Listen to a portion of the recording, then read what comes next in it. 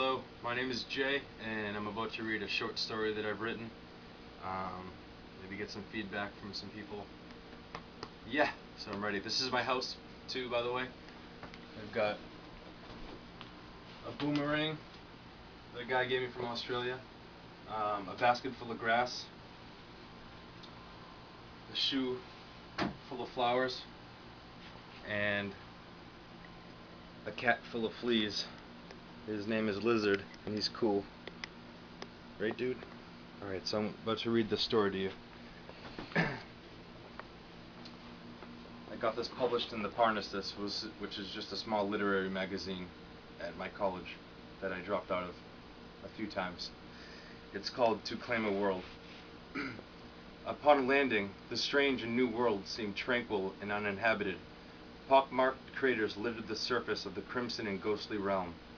The only obtrusive sound in the eerily alien silence came from the whirring and robotic clicks issued from the newly arrived and foreign heaps of metallic and unnatural construction built for voyage and conquest. Anticipating any movement, trivial or threatening, the galactic expedition stood vigilant watch over the landscape. A dull rumbling slowly materialized, but was muffled and hidden by the more overpowering lull of the star-traversing vessel. This ship and its crew had become intriguingly acquainted with collecting and harnessing otherworldly domains, adding to their never-ending and gluttonous repertoire of stellar plundering. The newly arrived company began taking samples of terrain and air, high and low, using machines to do their bidding. Leagues away, the rumbling gained in intensity as it rapidly traveled towards the space people's encampment. Unknowing of the oncoming peril, the cosmic defilers drilled, bored, and ravaged on, all in the name of science. The machines were ignorant devices enslaved by even more ignorant masters, created for knowledge but harnessed for destruction. The great pistons pumped and droned on, blotting out any natural noise, waging war on any and all realms that they settled upon. Smoky disturbances and mischievous pollutants riddled the regions that were explored. Natural resources were stripped away, and with it hope and life. Mass amounts of flora and fauna were thieved and put to the test under needle, scope, and knife.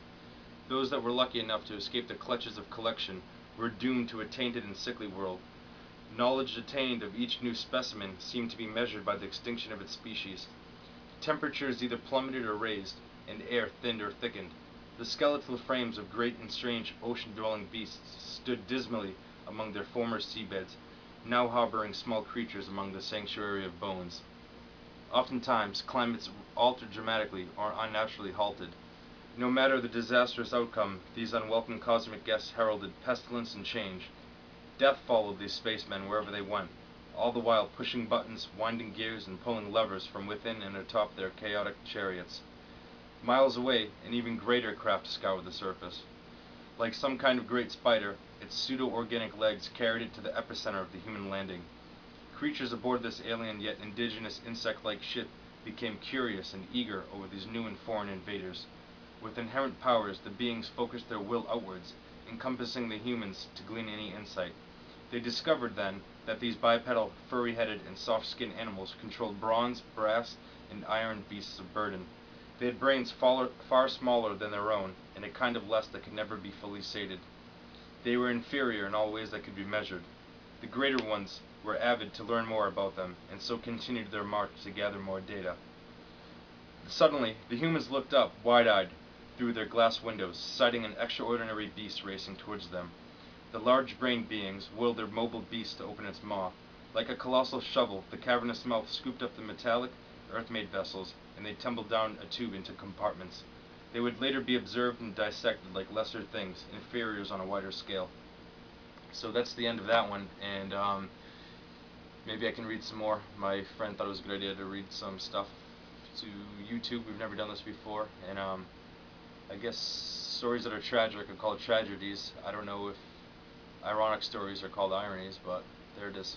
The humans got what they deserved, so let me know what you guys think.